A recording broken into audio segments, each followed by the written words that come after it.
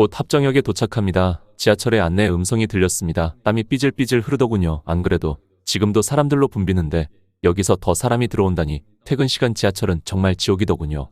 저는 옆을 슬쩍 바라봤습니다. 옆에는 쭉 함께 해오던 소꿉친구가 있었죠. 녀석의 체구는 워낙 작았기에 지금의 상황을 견디기 힘들어 보였죠. 도와주고 싶었지만 그럴 수 없었습니다.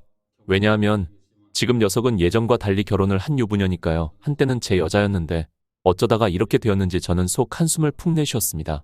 문이 열립니다. 그 음성과 동시에 사람들이 비집고 들어오더군요. 녀석의 표정은 점점 사색으로 물들어가기 시작했죠. 사람이 물 밀듯 들어오니 숨쉬기도 힘들어 보였습니다. 이제는 도저히 못 참겠더군요. 내 앞으로 와. 제 앞은 문이었기에 제가 앞에만 서 있으면 녀석을 보호할 수 있었으니까요. 그럼에도 녀석은 망설이더군요. 아마 지금은 예전과 달리 남편이 있기 때문이겠죠. 그러나 지금은 그게 중요한 게 아니었죠. 저는 녀석의 팔목을 덥석 잡고서는 제 앞으로 오게 했죠. 이후에 저희는 정말 조금만 움직여도 녀석과 닿을 정도의 거리가 되었습니다. 서로의 뜨거운 숨이 느껴졌죠. 게다가 녀석의 은은한 냄새가 제 코끝을 찌르는데 정말 힘들었습니다. 가까이서 보니 녀석의 미모는 유부녀가 되었음에도 그 미모는 그대로더군요. 백옥같이 하얀 피부에 우아한 기풍이 느껴지는 고급스러운 이목구비. 저는 시선을 다른 쪽으로 돌렸죠. 녀석도 조금은 부끄러운지 시선을 다른 곳으로 돌리더라고요. 그럼에도 계속해서 은은한 냄새가 제 코끝을 찔렀죠. 정말 괴로웠습니다. 이러면 안 되는 거 알지만 녀석을 향한 제 마음은 점점 커지고만 있으니 말입니다. 그냥 눈을 감아버렸죠. 그런데 얼마 지나지 않아 콕콕 찌르는 감각이 느껴지더군요. 눈을 떠보니 녀석이 저를 빤히 바라보고 있더군요. 그러니까 이제 괜찮아. 저는 주변을 둘러봤죠. 어느덧 붐비던 지하철은 한적해졌죠. 아, 미안. 좀 뻘쭘했죠. 괜히 계속 붙어 있었던 거니까요. 그 뒤로 저희는 지하철 자리에 앉아서 같이 가기 시작했죠. 이제 한 정거장만 가면 녀석이 내리는 정거장이더군요. 마음 같아서는 말하고 싶었습니다. 아직도 너를 좋아하고 있다고, 계속해서 생각하고 있었다고, 그리고 내가 네 옆에 있고 싶다고. 이내 얼마 지나지 않아 다음 역에 도착음이 울리더군요. 나 그러면 간다. 녀석이 뒤를 돌아보며 환하게 웃으며 말하는데 정말 너무나도 예뻤죠. 저 녀석의 남편은 정말 복받은 사람입니다. 남이 부러워 보이는 건 정말 처음이었죠. 잘 가. 저는 그런 그녀를 붙잡을 수가 없었습니다. 그야 지금은 남자친구도 아닌 남편이 있는 몸이니까 말입니다. 그녀는 제가 걸음마를 껐대던 시절부터 알고 지낸 소꿉친구입니다. 그녀의 이름은 수정이입니다. 이름만큼 무척이나 예쁜 친구죠. 저희는 부모님끼리 서로 친하다 보니 서로 집을 왕래하면서 저희끼리도 많이 친해지게 되었죠. 저희 둘 사이에는 약혼 이야기도 나올 정도였습니다. 녀석의 부모님과 제 부모님은 사업으로 서로 엮여있는 사이니까 약혼을 하게 되면 서로에게 도움이 될 것이기도 하고요. 저는 요즘 같은 시대의 정략 결혼이라니 무슨 말도 안 되는 소리인가 싶어서 그냥 장난이겠거나 하고 넘겼습니다. 그런데 그 말을 듣고서는 왜인지 녀석의 표정이 평소와 다르더군요. 평소와 같이 녀석의 방에 들어가서 둘이서 장난감을 가지고 놀고 있는데 녀석이 저를 보고 대뜸 그러더라고요. 넌 어떻게 생각해? 뭘? 조금 전에 부모님끼리 하셨던 이야기 있잖아. 녀석이 평소와 달리 손가락을 엄청 꼼지락거리더군요. 제 눈치를 힐끔 보더니 무언가 큰 결심을 한 듯 심호흡을 크게 내쉬고서는 말했습니다. 난 좋은데 네 생각은 어때? 그 당시에는 녀석이 왜 이어리는지 이해가 안 되었죠. 갑자기 우리 사이에 결혼이라니. 사실 저는 녀석을 한 번도 이성으로 생각했던 적이 없거든요. 그야 당연했던 게 저희는 같은 욕실에 들어가서 씻기도 하고 같이 잠을 자도 아무 일도 벌어지지 않는 말 그대로 정말 친구였으니까요. 그래서 저는 그냥 별 생각이 없다고 했죠. 그러자 녀석은 어째서인지 실망스러운 표정을 지으며 그러더군요. 그렇구나. 뭐 사실 나도 별 생각 없었어. 그냥 장난으로 한 말이야. 왜인지 침울한 표정을 짓고 있었죠. 그 당시에는 그게 무슨 의미인지 몰랐죠. 그렇게 저희는 초등학교를 졸업하고 중학교도 같은 곳으로 가게 되었죠. 그 중학교는 명문중학교였습니다. 이 주변에서 돈이 있는 자제들이 모두 모이는 곳이었죠. 처음에는 녀석과 단짝처럼 계속 붙어 다녔습니다. 아는 사람이 없었으니까요. 하지만 점차 시간이 지날수록 녀석과 같이 다니는 빈도가 많이 줄어들기 시작했습니다. 왜냐하면 주변에 있는 동성 친구들과 어울리는 게 더 즐거웠거든요. 제 집이 좀 잘 살다 보니 저에게 다가오는 친구들이 많았거든요. 그리고 제게 아부만 떨었죠. 그게 퍽이나 즐거웠습니다. 지금 생각해보면 알량한 우월감이지만 말입니다. 수정이가 같이 놀자고 해도 제가 거절하였고 그게 몇 번 쌓이다 보니 녀석도 더 이상 저에게 연락을 하지 않더군요. 그래도 상관없었습니다. 그 당시에 저는 친구 사이에서 거의 왕대접을 받으며 살고 있었으니 말입니다. 왜냐하면 그 명문 중학교에서도 제 집안은 상당히 좋은 편이었으니까요. 어떻게든 콩고물 하나라도 얻어먹으려도 다가오는 녀석들이 많더군요. 저는 그런 녀석들과 있는 게 상당히 즐거웠죠. 왜냐하면 제 소꿉친구는 좋은 말보다는 제게 쓴소리를 많이 했거든요. 그 당시에 저는 그게 저에게 정말 도움되는 것이라는 것도 모르고 말이죠. 점점 자연스럽게 녀석과 거리를 두게 되었죠. 그러다 보니 자연스럽게 녀석에게 다가가는 남자들이 많아지더라고요. 원래 저희 둘이 학기 초에 워낙 많이 붙어 다니기에 사귀는 줄 알았는데 아니라는 걸 알게 되고 녀석에게 대쉬하는 남자들이 엄청나게 많았죠. 그럴만했습니다. 녀석은 무척이나 예쁘기도 하고 생각마저 올바르고 지방까지 좋은, 흔히 말하는 드라마에서나 나올 법한 여주인공 스타일이니까요. 하지만 수정이는 남자들에게 고백을 받을 때마다 제게 와서는 묻더군요. 나 이번에 고백받았는데 어떻게 할까? 솔직히 의아했죠. 저로서는 이해가 되지 않았습니다. 그걸 왜 저한테 와서 묻는지 말이죠. 그냥 자기 혼자 알아서 결정하면 되는 문제인데 말이죠. 그 당시에는 왜 저한테 그런 말 하는지 저는 이해를 못했죠. 그래서 제가 말했습니다. 그냥 너 마음 가는 대로 해. 진짜? 수정이는 조금 실망한 표정을 짓더라고요. 아마 제가 원하는 대답을 해주지 못해서 그런 것이겠죠. 하지만 그 당시에 저는 그걸 눈치채지 못했습니다. 네 마음인데 네가 알아서 해야지. 그러면 내가 진짜 다른 남자랑 사귀어도 괜찮아? 그야 당연하지 라고 하려고 했는데 왜인지 그 말이 바깥으로 나오지 않더군요. 정말 이상했습니다. 내가 대체 왜 그런 건지 이해를 못하겠더군요. 제 마음이 어떤지 저도 잘 모르겠더라고요. 분명히 그냥 사귀라고 하면 되는 건데 그 말이 나오지 않았습니다. 수정이는 제가 말이 없자 저를 빤히 바라보더니 한숨을 푹 내쉬고서는 말했습니다.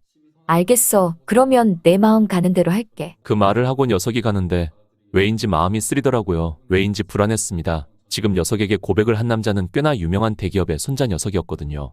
게다가 외모도 출중하고 성격도 좋아서 엄청나게 인기가 많은 녀석이었죠. 학교 내부에서도 수정이도 대기업 손자라면 거절 못할 거라면서 이제 드디어 수정이가 연애하는 걸 볼 수 있겠다는 기대감이 흘렀거든요. 그런데 결과는 상당히 의외였습니다. 녀석은 고백을 거절하더라고요. 주변에서 모두 벙쪘죠. 대기업 손자의 고백을 거절하다니. 학교 전체가 술렁였죠. 그 이후에도 남자들의 고백을 족족 거절했습니다. 그러자 주변에서 물었죠. 혹시 좋아하는 남자라도 따로 있냐고 말이죠. 하지만 그럴 때마다 저를 힐끔 보고서는 대답을 회피했죠. 이후에도 엄청나게 많은 고백을 받았지만 수정이는 모두 거절했습니다. 인생이 180도 달라질 만한 기회도 그 녀석은 다 거절한 셈이었죠. 이후 저희는 고등학교도 같이 들어가게 되었죠. 거기서도 똑같았습니다. 저는 왕대우 받으며 아첨하는 녀석들과 같이 어울려 다니며 녀석과는 거리를 두었죠. 녀석도 더 이상 제게 고백을 받았는데 어떻게 할까 그런 걸 묻지 않기 시작했고 사실상 저희 관계는 종말을 맞이한 것 같았죠. 그런데 고3 때 정말 큰일이 터지고 말았습니다.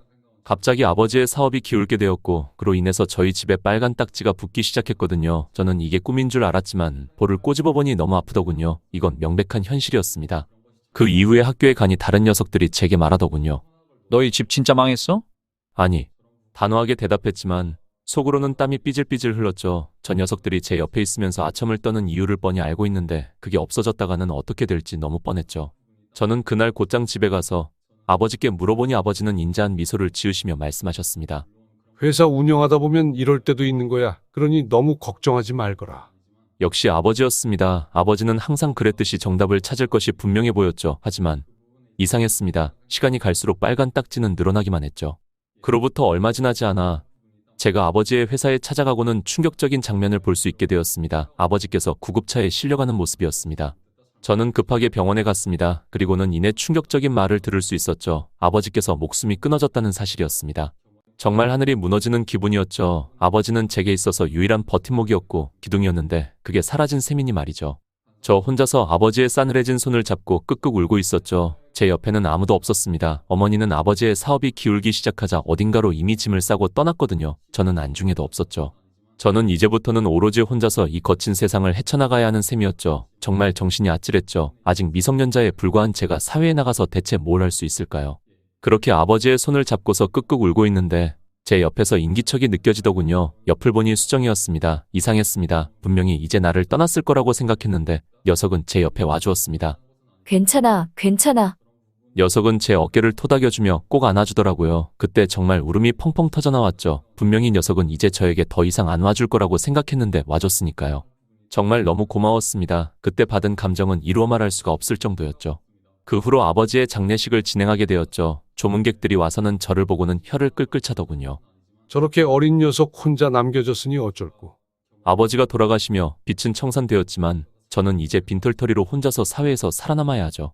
아버지의 거래처 사람들이 오긴 했지만 그들은 정말 간단한 조문만 하고 떠났습니다. 저를 아는 척도 하지 않았죠.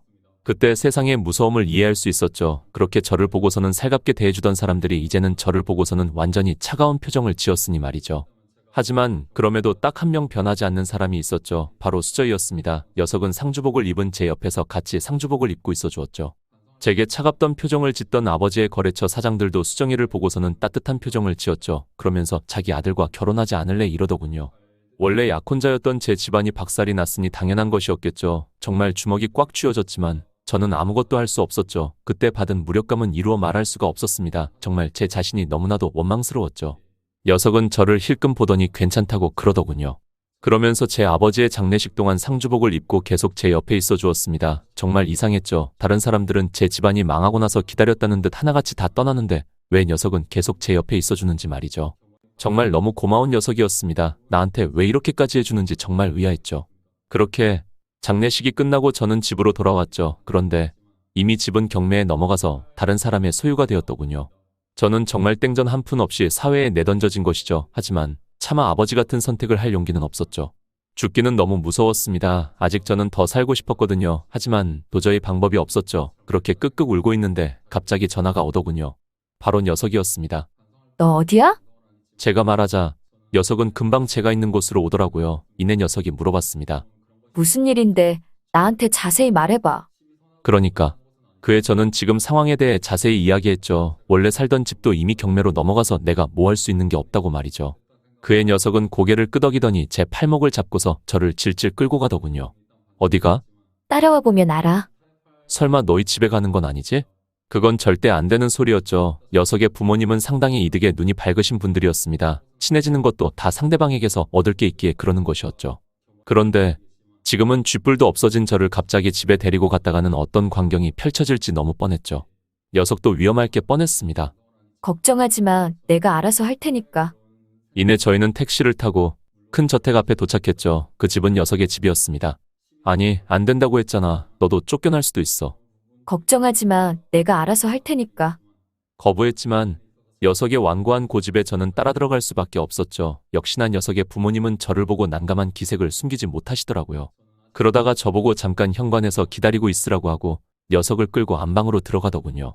분명히 말했지. 저 녀석이랑 더 이상 같이 지내지 말라고. 그런데 집에도 데리고 와. 당장 내보내. 역시나 예상대로의 말이었죠. 역시나 이곳은 제가 있을 곳이 아니었죠. 제가 피해를 주지 않으려고 문을 열고 밖으로 나가려는데 안방에서 수정이의 소리가 들리더군요. 나한테 있어서 가장 소중한 사람이야. 내보낼 거면 나도 같이 내보내. 너 제정신이니? 저 친구 나가면 나도 같이 나갈 거야. 말도 안 되는 고집이었죠. 원래는 부모님의 말이라면 고분고분 듣던 녀석이었기에 수정이의 부모님도 적잖아 당황한 눈치였죠.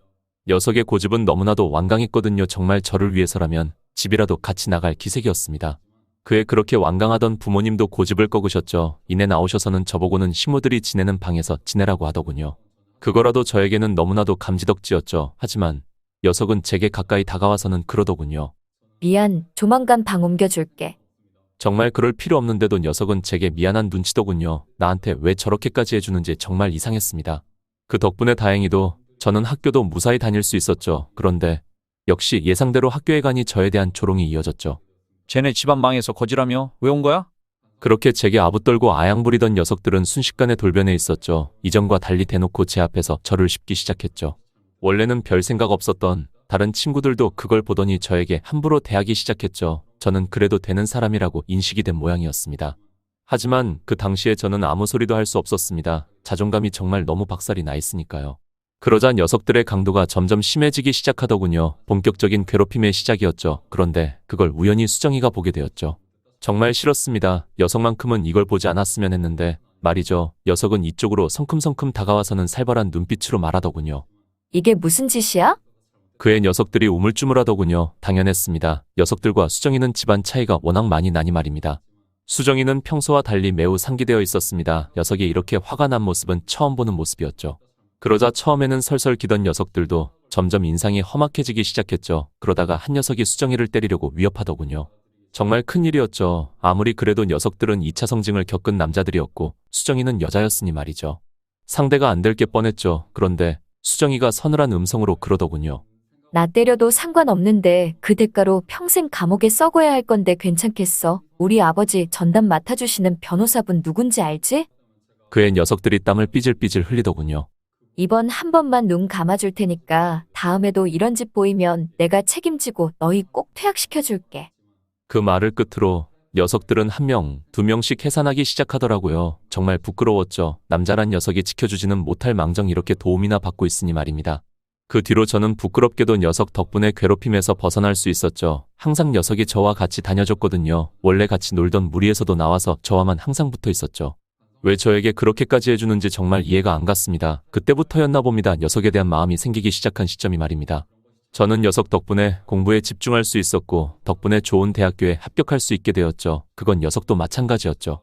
저희는 같은 대학에 가게 된 셈이죠. 그 뒤로 저희는 거의 매일 같이 붙어 다녔습니다. 그리고 대망의 20살이 된 1월 1일에 저희는 같이 술집에 들어갔죠. 성인이 되고 먹는 첫 술이기에 저도 상당히 설렜죠. 그건 녀석도 마찬가지 여보였습니다. 평소와 달리 녀석은 상당히 꾸미고 왔더라고요. 원래도 예쁜 건 알고 있었지만 오늘은 정말 너무나도 예뻤습니다. 정말 너무나도 눈이 부셨죠. 이내 얼마 지나지 않아 종업원이 술을 내오더군요. 그러면 먹자. 녀석은 제 잔에 소주를 쪼르륵 따라줬죠. 그리고는 자기 잔에 소주를 자기가 따르려고 하길래 제가 말했습니다. 내가 따라줄게. 녀석도 나름 능숙한 척은 했지만 사실 술은 처음 먹어보는 것이었죠. 그 기분이 상당히 오묘했습니다. 성인이 되고 나서 첫 술을 녀석과 함께 마시다니 말입니다. 그리고 아마 녀석도 저와 마시는 게 첫 술인 것 같았죠. 그렇게 몇 잔 들이키다 보니 녀석의 볼이 빨개지더라고요. 아마 처음 마시는 거다 보니 주량을 모르는 듯 했습니다. 저도 들이키다 보니 조금 알딸딸해졌고요. 녀석이 갑자기 말하더군요. 야, 넌 나 어떻게 생각하냐? 저는 당황할 수밖에 없었죠. 갑자기 빌드업도 없이 대뜸 저런 질문을 받으니 당황하지 않을 수가 없었죠. 나는 너한테 조금 마음이 있는 것 같은데 너는 어떻게 생각하냐고. 녀석이 빨갛게 물든 볼로 저를 쳐다보며 그렇게 말하는데 머리가 백지장 마냥 새하얗게 물들더군요.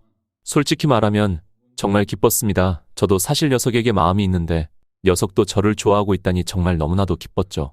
하지만 저는 차마 대답을 할 수가 없었습니다. 저도 녀석을 좋아하긴 하지만 녀석의 집안에 비해 저는 너무 보잘것없으니 말입니다.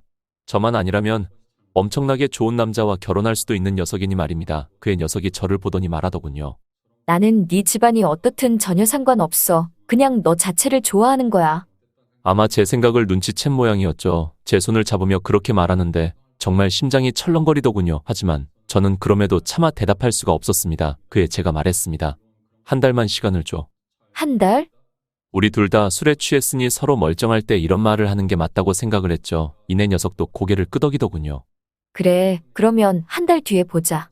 그 말을 끝으로 저희는 헤어졌죠. 다음 날에 일어났는데도 그 기억은 너무나도 선명하더군요. 녀석도 아마 그때 일을 기억하고 있는지 평소와 달리 저를 상당히 의식하는 게 느껴졌죠. 저희 사이에는 이전에 없던 미묘한 기류가 흐르기 시작했습니다. 그건 처음 겪어보는 감각이었지만 본능적으로 어떤 건지 알 수 있었죠. 저희는 그 뒤로 많은 곳에 같이 놀러 다니기 시작했죠. 남산도 같이 가서 자물쇠도 걸어보고 같이 홍대도 가보고 정말 많은 추억을 쌓았습니다. 그러다 보니 녀석에 대한 제 마음도 커지고 있었죠. 녀석도 아마 그런 것 같았습니다. 저를 보는 눈빛이 이전과 달라진 게 느껴졌죠. 그런데 녀석이 대뜸 서서 말하더군요. 이제 내일인 거 알지? 어? 그때 약속했던 대답 말이야. 녀석의 볼이 발그레지는데 다시 묻지 않아도 무엇을 말하는지 알 수 있었죠. 그에 저는 녀석을 집에 데려다주고 고백 준비를 하기 시작했죠. 아무리 생각해도 사귀는 게 맞아 보였거든요. 저나 녀석이나 서로에 대한 마음이 너무나도 커져 있는 상태였으니까요. 제 집안이 어떻고 녀석의 집안이 어떻고는 잠시 잊기로 했죠. 지금 당장의 감정만 보기로 했습니다. 그렇게 없던 주머니도 다 털어서 꽃도 사고 고백 멘트도 준비했죠. 그리고 다음날 저는 만나기로 한 장소에 먼저 나와 있었습니다. 정말 많이 꾸몄죠. 옷도 평소와 달리 갖춰서 입고 머리도 많이 신경 쓰고 말이죠. 그런데 기다리고 있는데 녀석은 오지 않더라고요. 10분째는 그럴 수도 있다고 생각했죠. 그런데 30분, 1시간이 넘어서도 녀석은 오지 않더라고요. 이상했습니다. 애초에 약속 시간에 늦을 녀석도 아니고 혹시라도 늦을 일이 있다면 반드시 약속 시간 전에 연락을 주는 녀석인데 말이죠. 그런데 저 TV의 한 기업의 부도 소식이 나오더라고요. 저는 멍하니 그걸 쳐다볼 수밖에 없었습니다. 그 기업은 수정이의 아버지가 하는 기업이었으니 말입니다. 저는 급하게 다시 집으로 돌아갔죠. 그러자 녀석의 집에 있던 가구들에는 빨간 딱지들이 붙여져 있고 안에 있던 가구들을 공무원들이 들고 나가고 있더라고요. 저는 수정이를 황급히 찾아다녔죠. 그리고는 만날 수 있었습니다. 그 녀석은 정원에서 풀썩 주저앉아 울고 있더군요. 저는 녀석의 옆에 다가갔죠. 녀석은 저를 힐끔 보더니 입술을 꾹 깨물더라고요. 미안해. 약속 못 지켜서 분명히 나갔어야 했는데, 그랬어야 했는데 미안. 지금 상황에서도 녀석은 저를 걱정하고 있었죠. 정말 못 말리는 녀석이었습니다. 괜찮아, 그보다 무슨 상황인데? 그의 녀석이 잠시 망설이더니 모든 걸 말해주더군요. 아버지의 사업 파트너가 갑자기 돈을 가지고 날랐다고. 그래서 원래 갚았어야 할 은행 대출을 갚지 못해서 회사가 부도 처리가 나게 생겼다고 말이죠. 그러면서 제게 끄끄 울며 그러더군요. 미안, 약속 못 지킬 것 같아. 응. 약혼 약속 못 지킬 것 같아. 미안. 녀석이 엉엉 울며 말하더군요. 지금 상황을 타개하기 위해서는 자기는 은행장 아들과 결혼해야만 한다면서 말이죠. 어릴 적 약속을 못 지켜서 너무 미안하다고. 그에 저는 녀석의 손을 꼭 잡아주며 말했죠. 괜찮아, 정말 괜찮아. 녀석이 제 품에 안겨서 펑펑 울기 시작했죠. 저는 그저 녀석의 등을 두드려주는 것밖에 하지 못했습니다. 마음 같아서는 내가 그 돈을 대줄 수 있다고, 그러니까 나와 함께하자고 하고 싶었지만 차마 그럴 수가 없었죠. 제 자신이 그렇게 무력하게 느껴진 것은 정말 처음이었죠. 제 자신이 너무나도 원망스러웠습니다. 나는 왜 이것밖에 되지 않는 인간인가 하고 말이죠. 내가 나중에 꼭 성공해서 너 다시 데리러 갈게. 저는 녀석의 등을 토닥여주며 말했죠. 그때 결심했습니다. 반드시 성공하겠다고 말이죠. 그래서 녀석을 다시 데리러 가겠다고 말이죠. 조금만 기다려줘. 몇 년 안에 꼭 다시 찾아갈게. 그래, 그럼 약속해. 어? 꼭 성공해서 나 데리러 온다고 약속해줘. 녀석이 새끼손가락을 내밀더군요. 그에 저도 새끼손가락을 내밀어 저희는 약속을 했죠. 그날을 끝으로 저희는 한동안 만날 일이 없었습니다. 저는 대학을 포기하고 사업을 하기 시작했죠. 큰 돈을 벌어야만 녀석을 다시 데리러 갈 수 있으니 말이죠. 하지만 역시나 순탄치 않았죠. 20살의 고졸이 이 사회에서 할 수 있는 일이 얼마나 되겠습니까? 저는 잘 되고 있는 사업장의 밑에 알바로 들어가며 그 가게의 프로세스와 왜 잘 되는지 이유를 분석했습니다. 정말 어떤 가게든 가리지 않고 모두 공부했죠. 그러다 보니 조금은 알겠더군요. 어떻게 해야 손님들을 끌어들이고 매출이 잘 나올지 말입니다. 저는 그렇게 돈을 야금야금 모으며 창업 준비를 해나갔죠. 그 사이에 녀석의 결혼 소식이 들려왔습니다. 마음이 정말 쓰렸지만 속으로 삭혔죠. 반드시 성공해야만 녀석을 데리러 갈 수 있으니 말이죠. 얼마 지나지 않아 저는 드디어 제 이름을 건 사업체를 하나 차릴 수 있게 되었죠. 정말 기뻤습니다. 이제부터가 본격적인 시작인 셈이니 말이죠. 완벽했습니다. 사업 아이템 선정이나 수익화 모델이나 입지나 모든 게 완벽했죠. 제 예상대로라면 얼마 지나지 않아 손님들이 엄청나게 올 게 분명했죠. 그런데 하필이면 그때 코로나가 터지고 말았죠. 사람의 발걸음이 아예 끊겼습니다. 어쩌다가 손님이 오더라도 영업시간 제한 때문에 금방 내보낼 수밖에 없었죠. 정말 좌절스러웠습니다. 비싼 월세는 계속해서 나가고 직원들의 인건비는 족족 나가고 있는 상황인데 제가 뭘 할 수 있는 게 없었죠. 적자의 폭은 나날이 갈수록 늘고 있었습니다. 사실상 자포자기한 심정으로 카운터를 보고 있는데 갑자기 할머니 한 분이 찾아오시더라고요. 꼬질꼬질한 옷에 머리, 한눈에 보아도 음식값을 지불하실 능력이 안 되어 보였죠. 할머님께서 말하시더라고요. 저 돈이 없는데 좀 얻어먹을 수 있을까요? 그의 직원이 한숨을 푹 내쉬며 할머님을 쫓아내려 하더군요. 저는 그런 직원을 말렸습니다. 저는 제가 직접 치킨을 튀기기 시작했죠. 그의 직원이 말하더라고요. 아니, 안 그래도 파리만 날리는데 저런 할머님한테 치킨을 왜 주시는 거예요? 손해를 봐도 내가 보는 거잖아. 너는 신경 꺼. 알바비 못 받을 걱정은 하지 말고. 그의 직원이 입술을 꾹 씹더니 나가더라고요. 저는 얼마 지나지 않아 치킨을 튀겨서 할머님께 내드렸습니다. 맛있게 드세요. 그의 할머님은 연신 고개를 숙이시더라고요. 내가 이 은혜는 꼭 갚네. 정말 너무 고맙네. 할머님께서는 제게 연신 고개를 숙이시며 말씀하시더라고요. 그에 저는 손사래를 치며 그러실 필요 없다고 했죠. 할머님은 나가시면서도 이 은혜는 꼭 몇백 배로 갚겠다고 하셨죠. 장난인 줄 알았는데 할머님의 표정은 너무나도 진지하셨죠. 저도 괜한 기대가 생길 정도로 말입니다. 왜 흥분월부에서도 다리를 고쳐준 제비가 엄청난 박을 물고 오지 않습니까? 하지만 그건 어디까지나 동화였죠. 애초에 그런 걸 바라고 도와준 것도 아니고요. 저는 그렇게 할머님을 내보내고 퇴근을 했죠. 그렇게 집에 누웠는데 정말 온갖 생각이 다 나더군요. 이제 모아뒀던 돈도 다 떨어졌는데 더 이상 버틸 방법이 없는데 직원들 월급은 어떻게 하지? 게다가 무엇보다 제일 문제는 이렇게 되면 그 녀석을 데리러 못 가죠. 그렇게 약속했는데 정말 한숨밖에 나오지 않았습니다. 정말 온갖 스트레스가 저를 괴롭히더군요. 저는 결국 수면제를 먹고 잠을 청할 수밖에 없었죠. 그렇게 다음날 무거운 마음으로 출근을 했는데 놀라운 광경을 목격할 수밖에 없었죠. 사람들이 갑자기 저희 가게 앞에 몰려있더군요. 그것도 줄을 서서 말입니다. 오픈 때도 이렇게 긴 줄은 없었는데 말이죠. 대체 어떻게 된 건지 싶어 저는 황급히 가게 안으로 들어갔죠. 그러니 알바생이 저에게 휴대폰을 보여주더군요. 거기에는 유튜브에서 무척이나 조회수가 높은 영상이 있었는데 문제는 거기에 제 얼굴이 나오고 있었죠. 그 영상의 제목은 돈을 낼 수 없는 할머님이 왔을 때 어떻게 반응할까라는 제목이었죠. 열 곳을 찾아갔는데 9곳을 거절당하고 마지막에 찾아온 곳이 저희 매장이었죠. 유일하게 저만 할머님께 치킨을 내줬었죠. 그 영상의 댓글에는 돈 줄내줘야겠네요. 사장님 정말 너무 좋으신 분이네요. 라는 댓글이 잔뜩 달려 있었습니다. 그제서야 저는 지금의 상황을 이해할 수 있었죠. 그 뒤로 제 가게는 탄탄대로였습니다. 손님들이 문전성시를 이루었죠. 배달 주문도 엄청나게 많이 들어왔고요. 하지만 그 순간에도 저는 맛이라는 본질을 잊지 않기 위해서 매일마다 기름을 갈고 직원들의 교육도 철저하게 했죠. 그 결과 결국 저는 2호점, 3호점, 4호점 이렇게 업장들을 늘려갈 수 있었죠. 그리고 유튜브 덕분에 저희를 좋게 봐주신 분들 덕분에 투자도 많이 들어왔죠. 그 결과 저희 가게는 전국에 몇백 개의 매장을 가진 엄청난 브랜드가 될 수가 있었습니다. 정말 돈이라면 이제 부족하지 않을 정도로 벌 수 있었죠. 이제서야 녀석과의 약속을 지킬 수 있게 된 것이었죠. 이내 저는 녀석이 살고 있는 집에 가서 초인종을 눌렀죠. 그러자 얼마 지나지 않아 녀석이 나오더군요. 그런데 저는 그녀를 보고 깜짝 놀랄 수밖에 없었습니다. 그렇게 예쁜 얼굴에 멍이 잔뜩 들어있었거든요. 저도 모르게 녀석의 얼굴을 만지려고 하자 녀석이 손을 탁 치더군요. 나 지금 남편 좋아해. 가슴이 철렁 내려앉는 기분이었죠. 분명히 약속을 했었는데 대체 왜? 하지만 그것보다 의아한 게 있었죠. 왜 이렇게 그 이쁜 얼굴에 멍이 많이 들었는지 말입니다. 아무리 봐도 남편이라는 작자가 수정이를 때리고 있는 것 같은데. 너 남편이 너 때려? 그의 수정이는 입술을 꾹 깨물더니 이내 말했습니다. 나는 아무래도 상관없어. 우리 아빠 회사만 잘 굴러갈 수만 있다면 나 하나쯤이야. 남편이라는 작자가 그렇게 때려도 찍소리할 수가 없는 게 수정이 아버지의 회사 자금이 전부 지금 남편 은행에서 나오는 것이었으니 어쩔 수 없었던 거죠. 수정이는 아직 제가 성공한 사실을 모르니 저 반응이 당연한 것이라고 생각했습니다. 수정이는 자신의 감정보다 아버지의 회사가 훨씬 중요했으니까요. 그야 당연한 게 수정이 아버지 회사가 잘못되었다가는 그 밑에 있는 몇천 명의 직원이 생사가 위험해지는 것이니 말입니다. 이후 저는 자세히 알아보기 시작했습니다. 그런데 참으로 이상하더군요. 그 은행장의 통화 기록을 뽑아봤는데 해외 기록이 많더군요. 그리고 이내 충격적인 사실을 알 수 있었죠. 그 해외 기록들의 수신 번호가 전부 수정이 아버지의 자금을 가지고 도망친 동업자의 번호와 일치했거든요. 너무나도 충격적인 사실에 저는 자세히 알아보기 시작했죠. 그리고 사건의 전말을 알 수 있었습니다. 사실은 그 은행장이 수정이 아버지의 회사를 먹기 위해서 이 모든 걸 기획했던 것이었죠. 사실상 짜고 친 것이었습니다.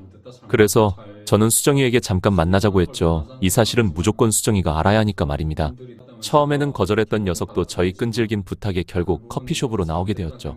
녀석이 저를 보고서는 입술을 꾹 깨물고서는 그러더군요. 오늘 보자고 한 이유는 뭐야? 나 금방 들어가 봐야 돼. 명백히 선을 긋는 말이었습니다. 하지만 지금 그건 중요한 게 아니었죠. 그 사건의 전말에 대해서 그녀가 아는 게 가장 중요하니까요. 저는 그 사건의 전말에 대해 그녀에게 자세히 말했죠. 그러자 그녀가 고개를 절레절레 저으며 그러더군요. 그런 말을 왜 하는지는 알겠는데 우리는 이미 너무 늦었어. 그녀가 그러더군요. 아마 제가 그녀의 남편과 떼어내기 위해 이런 말을 하는 것으로 오해하는 듯했습니다. 당연했습니다. 너무 소설 같은 이야기 아닙니까? 제가 생각해도 믿지 않는 게 당연하다고 생각했죠. 그에 제가 해명하려고 했는데 수정이가 고개를 절레절레 저으며 그러더군요. 100번 양보해서 네 말이 맞다고 한들 나는 지금 사람과 이혼할 수는 없어. 왜냐하면 아버지 회사가 걸린 문제니까. 그때 말하고 싶었죠. 아버지 회사의 자금은 지금 내가 대줄 수 있다고 말이죠. 예전이라면 못할 말이었지만 지금에서라면 할 수 있는 말이죠. 하지만 지금은 때가 아닌 듯 했습니다. 그 은행장과 수정이 아버지 회사의 자금을 들고 튄 녀석의 연결 관계를 입증할 수 있는 증거를 확실히 확보해야만 은행장을 형사 처벌할 수 있으니 말입니다. 지금 그녀에게 이걸 알려주는 것은 타이밍이 아닌 듯 했습니다. 그래서 지금은 기다리기로 했죠. 그리고 하루는 우연히 녀석과 녀석의 남편과 길가에서 마주칠 수 있게 되었죠. 그런데 남편이 하는 말이 참 가관이더군요. 나니까 너랑 살아주는 거지. 어휴 진짜 정신 좀 차리고 살아라. 정말 주먹이 꽉 쥐어지더군요. 잠깐 길을 가다가 발을 헛디뎠을 뿐인데 남편이라는 작자가 저런 말을 한다니요. 이내 그 녀석을 손을 획 들더군요. 그의 수정이가 움찔하더라고요. 하지만 녀석은 주변의 눈치를 보더니 손을 내리더군요. 아마 집에서는 저렇게 수도 없이 맞았을 것 같았습니다. 밖에서도 이 정도인데 안에서는 어떨까요? 말하지 않아도 알 수 있죠. 너희 집 나 아니었으면 어떻게 됐을지 알고 있지? 처신 잘해. 정말 속이 부글부글 끓어오르더라고요. 당장이라도 가서 녀석을 데리고 오고 싶었지만 그럴 수가 없었습니다. 지금 섣불리 행동했다가는 모든 걸 망치는 셈이었으니까요. 저는 뒤로 착실하게 증거들을 모으기 시작했습니다. 생각보다 엄청 오래 걸리더라고요. 해외로 도피한 그 녀석과 은행장 사이의 관계를 입증하는 게 말입니다. 하지만 결국 그 모든 자료를 모을 수 있었죠. 이 자료는 이거 한 개밖에 없었죠. 이걸 제출하기만 하면 바로 콩밥 신세였죠. 녀석들 가족들 모두 말입니다. 그래도 한 번은 기회를 주고 싶었습니다. 이 소장을 제출하게 되면 수정이가 받을 충격이 얼마나 큰지 알고 있으니 말입니다. 그간 해왔던 모든 게 남편의 연기였다는 걸 깨닫게 된다면 얼마나 충격이 클까요? 그래서 저는 한 번 기회를 주기로 했습니다. 우선은 이 자료들의 원본은 예약 메일로 경찰에 보내뒀죠. 그리고는 저는 녀석을 찾아가서는 말했습니다. 지금이라도 이혼하면 봐줄게. 뭐? 너랑 네 아버지가 수정이 집안 풍비박 살래고 그 회사 먹으려고 다 계획한 거잖아. 처음에는 녀석이 당황한 표정을 짓더군요. 아마 전곡을 찔릴 거라고 생각을 못했던 모양이었죠. 하지만 녀석은 이내 피식 웃으며 자신만만한 표정을 지으며 말하더군요. 증거는 있어? 증거는 있냐고. 녀석은 자신만만한 표정을 짓더군요. 증거가 있을 리 없다고 생각했던 모양이겠죠. 당연했습니다. 워낙 잘 숨겨뒀으니까요. 이거 이러는 거 무고죄로 너 콩밥 먹을 수 있는 거 알지? 어디서 모함을 하려고. 저는 피식 웃었죠. 그러면서 녀석에게 자료를 내밀었습니다. 이게 뭔데? 그래도 나름 열심히 준비하긴 했나 보네. 녀석이 혀를 끌끌 차며 자료를 보더군요. 처음에는 비웃던 녀석의 표정이 점점 굳기 시작했습니다. 너 이거 뭐야? 녀석의 눈이 휘둥그레졌죠. 아마 이런 자료가 있을 거라고는 전혀 예상하지 못한 모양이었죠. 상당히 당황한 표정이었습니다. 그러다가 이내 어딘가로 전화를 하더군요. 무언가 이상한 낌새가 느껴졌습니다. 저는 황급히 자리를 피하려고 했는데 저쪽에서 건장한 체격의 남성들이 문을 열고 안으로 들어오더군요. 이내 제 뒤통수를 무언가가 강타한 뒤로 저는 기억을 잃었습니다. 눈을 떠보니 저는 묶인 채로 있더군요. 녀석이 저를 보더니 피식 웃었습니다. 깼어? 그러게 뭘 믿고. 이 원본은 들고 왔니? 이거 한 개밖에 없잖아. 무슨 깡이냐 대체. 아니 지능이 낮은 건가? 저는 피식 웃었죠. 웃어? 그야 웃길 수밖에 없었죠. 어차피 예약 메일을 걸어뒀으니까요. 아마 지금쯤이면 경찰에 도착했을 테죠. 그로부터 얼마 지나지 않아 건장한 남성 한 명이 들어와서는 녀석에게 속삭이더군요. 이내 녀석의 표정이 굳기 시작했습니다.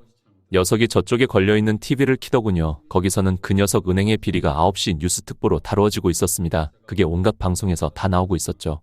너 저를 보며 부르르 떨더군요. 그로부터 얼마 지나지 않아 경찰이 이쪽으로 들이닥쳐서 녀석을 체포했습니다. 저는 경찰서에 가서 진술을 했죠. 녀석의 죄명에는 살인교사죄도 추가되었죠. 아마 평생을 감옥에서 썩을 테죠. 그로부터 얼마 지나지 않아 한 여성이 경찰서 안으로 뛰어오더군요. 바로 수정이었습니다. 그녀는 남편을 보더니 말하더군요. 자기야, 진짜 사실이야?